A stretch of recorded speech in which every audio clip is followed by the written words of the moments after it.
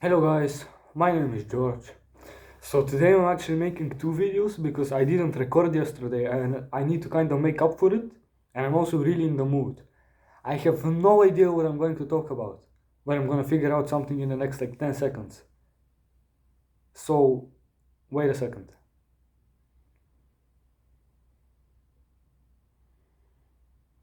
Okay, I figured it out. This is from the book How to Win Friends and Influence People. It's like the greatest book for social skills.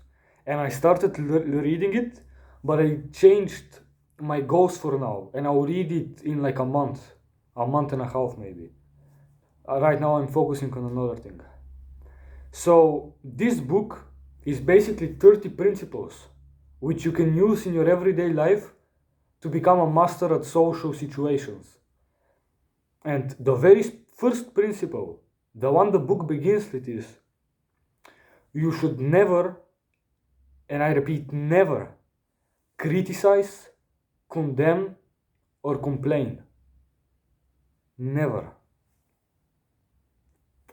So, this is an interesting topic because basically all of us complain, all of us criticize. It's literally in our human nature to do this.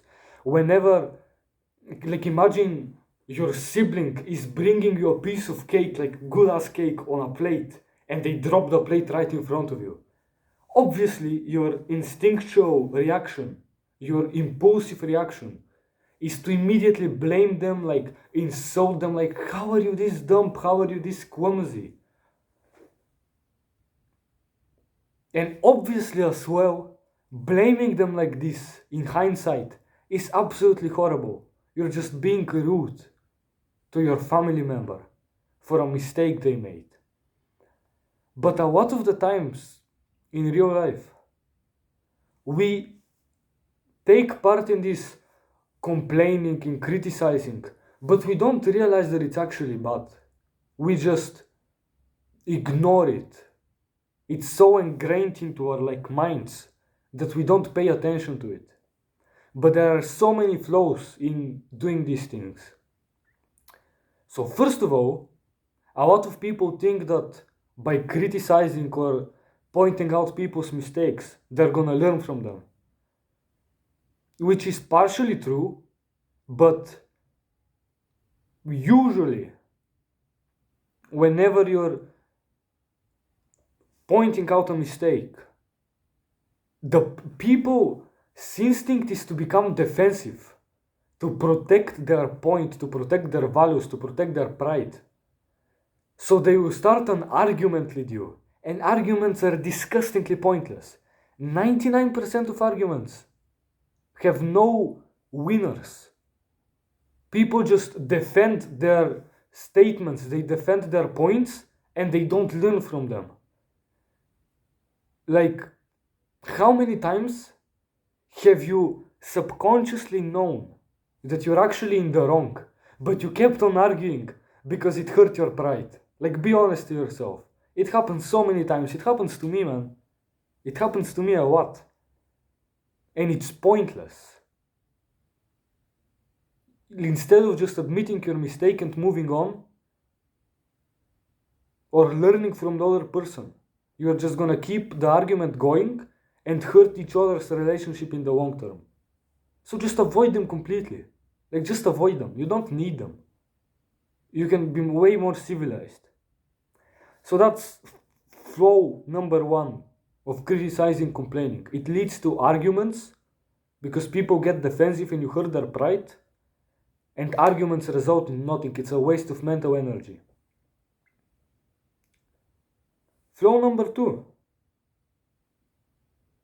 which actually correlates to flaw number one, but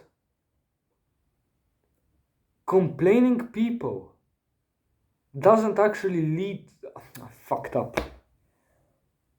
Blaming people, not complaining, blaming people, criticizing, again repeating this word for the 50th time because my English vocabulary is kind of poor. Blaming people doesn't actually do anything positive.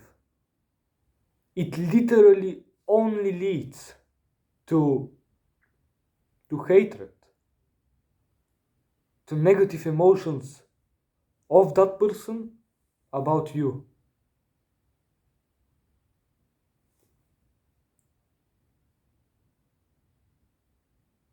And I can give an example with this. So there was this worker, it's from the book, by the way, these examples are from the book. I don't know these people. There was this one worker who was working in building, construction, and he was in the safety department. So he had to make sure the workers were wearing their safety hats. And every time they weren't wearing their hats, he would be like a boss retard moron. And he would tell them, you must wear your masks on the workplace. Follow the guidelines, follow the instructions. And he would be mean, rude, and a bitch basically. So the workers would put on their hats in front of him, and once he left the room, they would take them off again. And it's actually similarly teachers. Whenever they blame you for speaking to a classmate or using your phone, and then in 2 minutes you're just doing the same thing again, but you also hate the teacher a little bit more. It's the same thing. So he noticed that it wasn't working. He saw that the people would just take them off again once he left. So he decided to use a softer approach. And he went up to the workers and sincerely asked them, hey, are these hats actually uncomfortable? Do they not fit properly? So you see what he did there? He showed actual concern about the people. He asked them, what is the problem with wearing the mask? And the workers explained that they weren't very comfortable. They made some changes to the actual hats. And the guy was like, hey guys, these hats are for your protection, to protect you from injury. So just make sure you're wearing them, please. And ever since then, the workers never took them off basically. Just because he changed his attitude, and from a negative bitch, he turned into a sincere and honest guy who asked what the problem was. He didn't blame them for making a mistake. He asked them, hey, what is the reason for you making this mistake? He started questioning things. That's very important.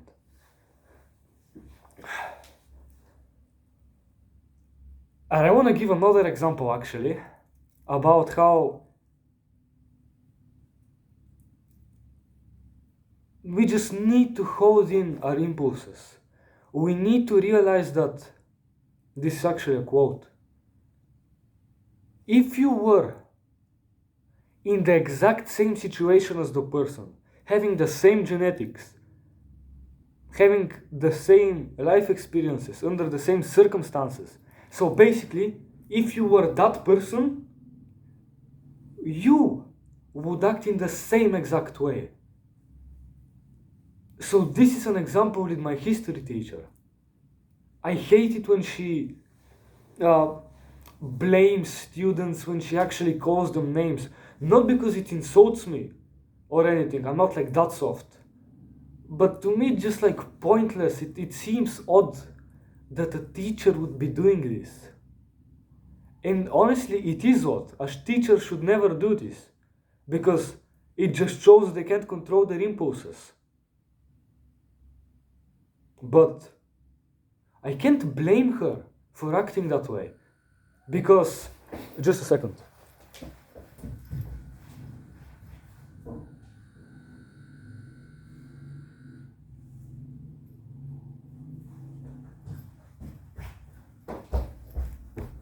My eggs got done boiling.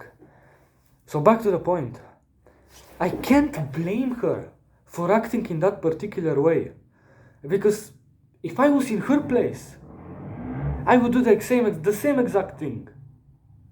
It's kind of it doesn't make sense at first, but once you dig deep, you realize that it's completely true. If I was also a middle-aged teacher, health complications, like maybe family problems, financial problems, I would also be pretty stressed out. I would probably yell at the students, as bad as it is. If I was the same person as her, I would do the same things as her. So I can't blame her for that. It's just who she is.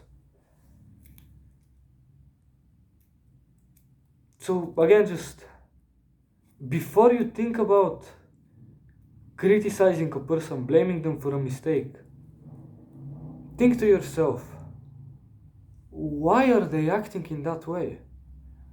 Put yourself in their shoes, and then you're gonna understand that they have reasons for doing those things, for their bad behaviors. And had you gone through the same things as them, you would do exactly as they do. So this is like really nice for getting rid of a lot of negative emotions. You just realize that people are just the way they are. I think this way of thinking just makes life so much more peaceful, like happier, because you don't have this like hatred inside of you directed towards certain people. And I want to end this off with a history example from the book. So it was April the 3rd, 1863, and Lincoln's army, Abraham Lincoln, was having a battle with Southern Americans who were led by this guy called Lee. And it was a very important battle, like it had huge, the battle itself was gonna have huge, I can't think of the word, man. It would have like, fuck me, man.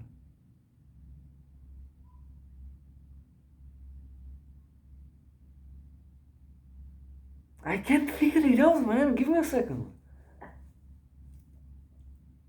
It would have huge consequences, yeah, consequences. And after fighting for a few days, his general, Meade was the name of his general, he basically got Lee, the bad guy, in like a trap. He was running south and there was an uncrossable river. So through a telegraph, Lincoln figured this out. And he sent a message to his general Meade. You must attack them immediately. Do not start a council meeting. Do not ask for permission. Just attack them immediately and put an end to this. But his general hesitated. He didn't do his job.